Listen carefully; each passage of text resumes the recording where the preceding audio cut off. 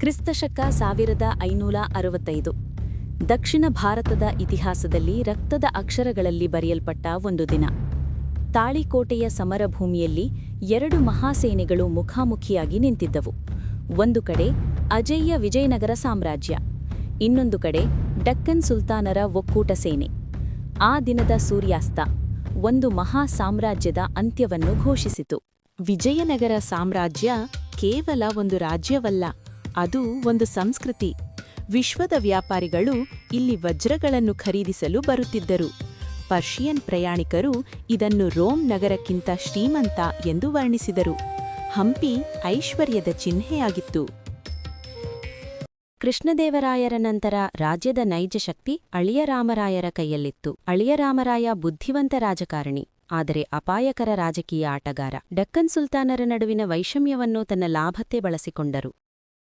ಡಕ್ಕನ್ ಪ್ರದೇಶದ 4 ಪ್ರಮುಖ ಸುಲ್ತಾನತೆಗಳು: ಬಿಜಾಪುರ ಸುಲ್ತಾನರು, ಅಹ್ಮದ್ನಗರ ಸುಲ್ತಾನರು, ಗೋಲ್ಕೊಂಡ ಸುಲ್ತಾನರು, ಬೀದರ್ ಸುಲ್ತಾನರು ಹಲವು ವರ್ಷಗಳ ವೈಷಮ್ಯವನ್ನು ಮರೆತು ಒಟ್ಟಾಗಿ ನಿಂತವು. ಏಕೆ? ರಾಮರಾಯರ ಹಸ್ತಕ್ಷೇಪ, ಅವಮಾನ ಮತ್ತು ವಿಜಯನಗರದ ಪ್ರಭಾವ. ಈ ಬಾರಿ ಪ್ರತೀಕಾರ.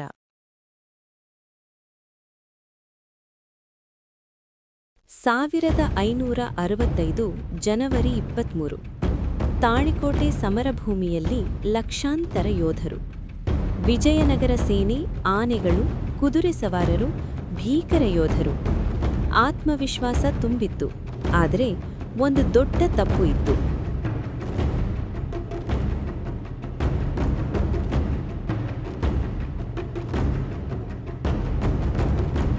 ಸುಲ್ತಾನರ ಬಳಿ ಆಧುನಿಕ ತುಪ್ಪಾಕಿ ದಾಳಿ ವ್ಯವಸ್ಥೆ ಇತ್ತು, ಭಾರೀ ಗನ್ ಪೌಡರ್ ತೋಪುಗಳು.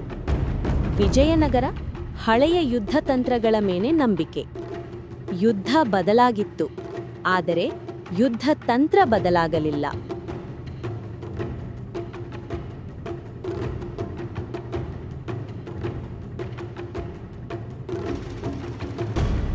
ಯುದ್ಧದ ಮಧ್ಯದಲ್ಲಿ ವಿಜಯನಗರ ಸೇನೆಯ 2 ಸೇನಾ ನಾಯಕರು ದ್ರೋಹ ಮಾಡಿದರು.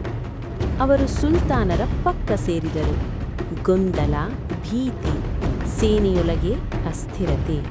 ರಾಮರಾಯರು ಬಂಧಿತರಾದರು. ಯುದ್ಧಭೂಮಿಯಲ್ಲೇ ಅವರನ್ನು ಕೊಲ್ಲಲಾಯಿತು.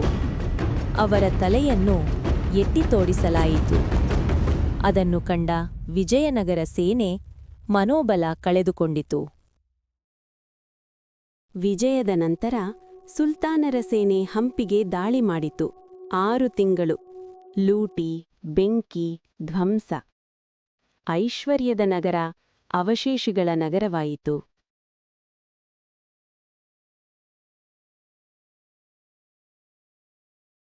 ಇಂದು ಹಂಪಿಯ ಮೌನ ಕಲ್ಲುಗಳು ಒಂದು ಕಥೆ ಹೇಳುತ್ತವೆ.